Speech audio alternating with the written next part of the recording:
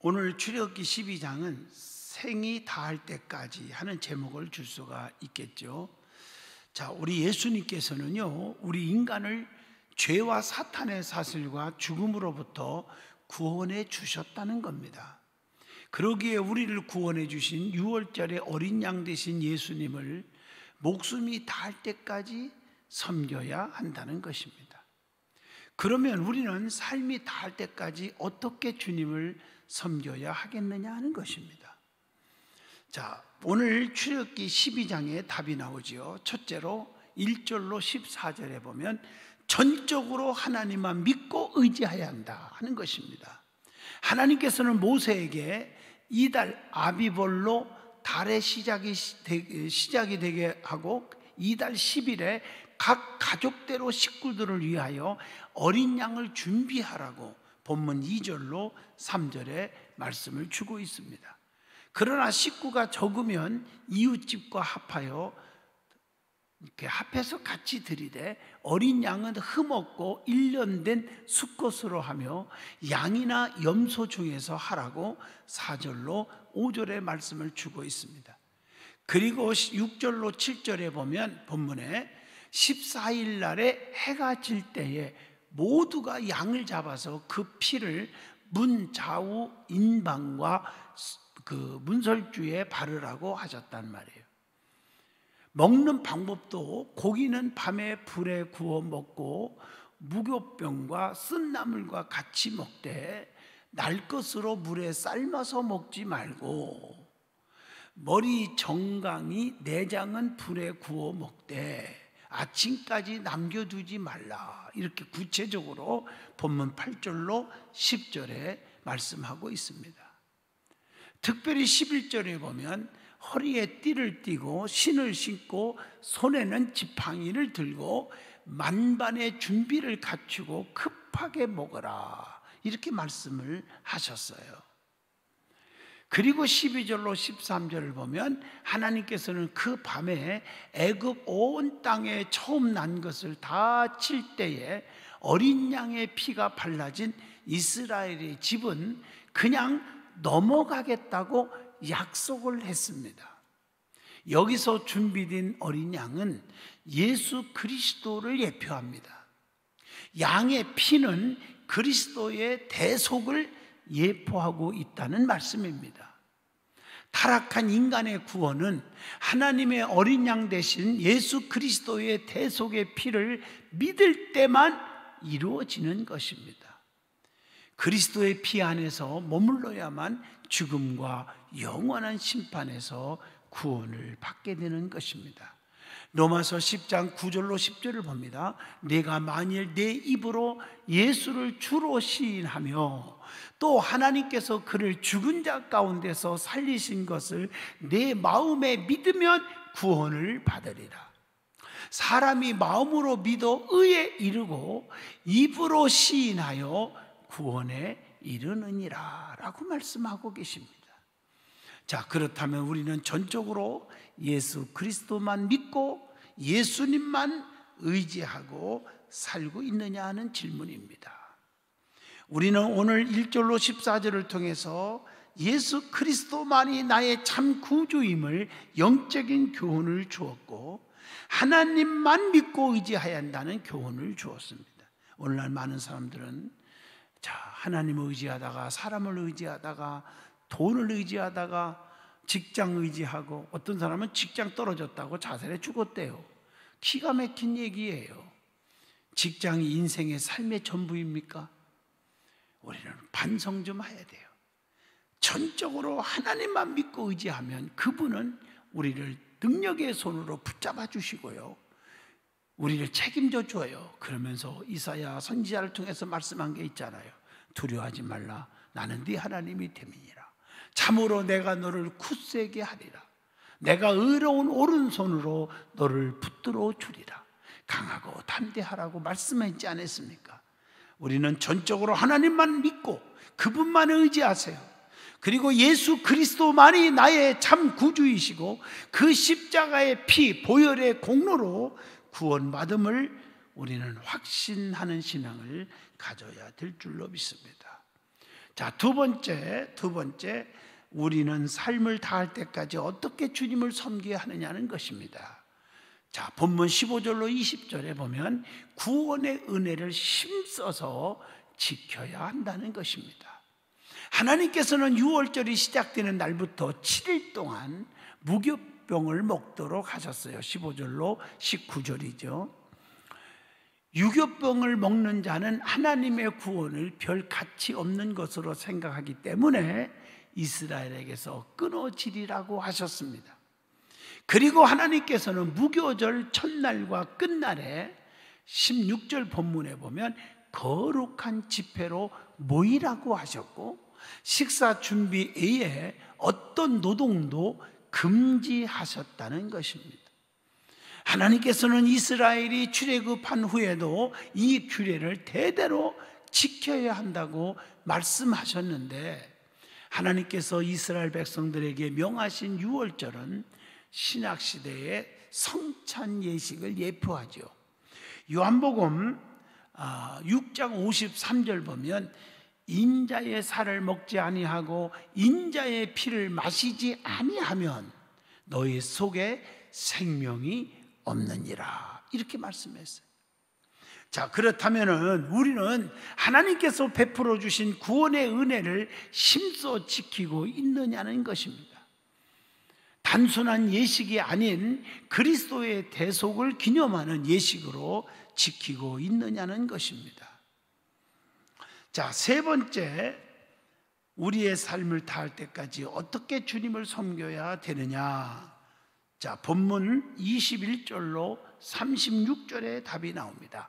말씀을 듣고 순종해야 한다는 것입니다. 모세는 이스라엘의 모든 장로들을 불러서 가족대로 어린 양을 택하여 잡고 그 피를 문 임방과 좌우 문설주에 바르고 집 밖으로 나가지 말라고 본문 21절로 22절에 명령을 하십니다. 그러면서 23절에 보면 그러면 하나님께서 애굽 사람을 치러 다니실 때에 그 피를 보고 그 집을 치지 않을 것이라고 약속을 하셨습니다. 그리고 이 일을 영원한 규례를 삼아서 대대로 지키고 자녀들이 예식에 대해 물으면 자손 만대에 하나님의 구원을 가르치라고 오늘 본문 24절로 27절에 말씀을 하고 계십니다. 자, 오늘 본문 28절에 이스라엘 백성들이 여기에 대한 한번 반응을 보겠습니다. 그들은 하나님의 말씀을 듣고 뭐 했습니까? 그대로 순종했습니다. 하나님께서는 사람과 짐승을 막론하고 애굽 땅에 모든 처음 난 것을 다 치셨어요. 29절에 징벌을 하고 있었습니다. 그러자 애굽 땅에 통곡 소리가 천지가 진동합니다. 본문 30절에 보니까 그럴 수밖에 없잖아요. 처음 난 자식 장자들이 다 죽어가고요, 이 짐승들도 첫 것이 다 죽어가는데 이게 보통 비극이 아니잖아요. 통곡의 소리가 여기저기서 울려 퍼집니다. 그제야 바로는 본문 31절 보니까 이스라엘을 무조건 보내겠다고 항복을 합니다. 그리고 이스라엘에게 은, 금, 폐물, 이불, 옷 등등 구하는 것을 다 주었습니다. 하나님께서는 순종하는 자에게 은혜를 베푸신다는 것입니다. 또한 모든 필요를 더하여 주신다는 것입니다. 그렇지만 하나님을 멸시하고 불순종하는 자는 하나님은 그들에게 복을 주는 게 아니라 오히려 대적하고 있다는 사실. 우리도 하나님 말씀에 대한 이런 태도가 있는지 질문을 던져봅니다. 오늘 순종해야 할 명령은 없는지 한번 찾아볼 수가 있습니다. 하나님의 심판은 어느 누구도 피할 수가 없지요. 그 어떤 것도 하나님의 뜻을 막지는 못합니다. 그렇기 때문에 하나님의 최종적인 심판이 임하기 전에 속히 돌이키고 반성하고 철저하게 회개하여야 한다는 것입니다. 사랑하는 성도 여러분, 오늘 이 말씀을 통해서 우리가 깨닫잖아요. 하나님은 분명히 구별시킵니다. 믿는 자 천국, 안 믿으면 지옥입니다. 순종하는 자, 신명기 28장, 이 모든 복이 내게 임하는데 성읍에서도 복을 받고 들에서도 복을 주고 우양의 새끼까지 복을 주면서 6절에 들어와도 복을 주고 나가도 복을 받게 한다. 그러나 불순종하는 자에게는, 순종치 않는 자에게는 성읍에서도 저주받고 들에서도 저주받고 우양의 새끼가 저주받고 다 저주. 그러면서 19절에 들어와도 저주, 나가도 저주라고 그랬어요. 하나님은 무조건 다 몽땅 축복 주시는 분이 아니라는 것이죠. 하나님께서 이스라엘 자기 백성들을 구원하기 위해서 그 무서운 징벌 앞에서 문설주에 양의 피를 발라 그 안에 들어가라. 인간적으로는 이해가 안 되지만 믿고 순종하고 그 피를 다 발라놨을 때에 그 죽음의 저주가 다 넘어갔어, 그들에게는. 그러나 그렇지 않는 자에게는, 불순종의 백성들에게는 전부가 저주로 통곡 소리가 임했다는 것입니다. 우리는 인간의 생각과 지식으로 판단하고 살지 마십시오. 하나님의 말씀 앞에 무조건 아멘 하고 순종하는 자세가 중요하다는 것입니다. 그러면 하나님이 구별하여 축복하잖아요. 또 한 가지, 양의 피를 발랐다는 것은 이건 보혈의 십자가의 은총을 얘기하는 겁니다. 십자가를 붙잡고 살아가십시오. 보혈의 능력을 믿고 살아가십시오. 예수의 피공로를 의지하고 살아가시기를 바라고 그 십자가의 피에 감사와 감격이 넘치고 사시기를 바랍니다. 그래서 하나님은 구별하여 축복 준다. 그 또 다음의 의미는 뭐냐? 주님 안에 들으라는 거예요. 문설주에 양의 피를 바르고 그 안에 들은 자는 다 살았잖아요. 여러분 아시다시피 나합의 가정도 마찬가지예요. 붉은 줄을 내걸고 그 안에 들어온 그 가족은 다 살았지만 밖에 있는 자들은 무서운 징벌을 받고 말았음을 여러분 잘 압니다. 노아의 홍수 심판 때도 방주 안에 들어온 자들은 다 살았지만 밖에 있는 자들은 전부 홍수로 쓸어버리고 말았다는 사실을 아셔야 합니다. 한마디로 말해서 우리는 어떻게 주님을 섬겨야 하느냐? 순종, 절대적인 순종으로 섬기면 하나님이 은총을 주신다는 것입니다. 우리의 삶을 다할 때까지 순종하고 사시기를 바랍니다. 마지막으로 네 번째, 어떻게 주님을 섬겨야 하는지 본문 37절로 51절까지 해방을 주신 주님을 깊이 찬양해야 한다는 것입니다. 바로가 항복하자 이스라엘은 하나님의 큰 은혜로 출애굽하게 되었습니다. 430년 만에 애굽의 지긋지긋한 노예 생활에서 벗어나 라함셋에서 숫곳으로 나왔죠. 장정이 60만, 중다한 잡죽과 양과 소와 심이 많은 짐이 하룻밤 사이에 다 나왔어요. 본문 37절, 38절이죠. 하나님께서 철회하시며 이스라엘을 출애굽시킨 겁니다. 출애굽은 죄의 노예가 된 인간이 예수 그리스도의 죽음과 예수님의 그 피로 인하여 죄악의 권세에서 벗어나는 것을 의미합니다. 출애굽 해방의 복은 이스라엘 백성에게만 국한되지 않다고 봅니다. 오늘을 살아가는 우리에게도 과거의 이방인이었으나 예수 그리스도를 통해서 죄와 사망의 권세에서 해방되었다는 사실입니다. 그리스도 안에서 엄청난 구원의 복을 감사하고 또 죄와 사망의 권세에서 해방된 기쁨을 주신 주님을 찬양하여야 하는 것입니다.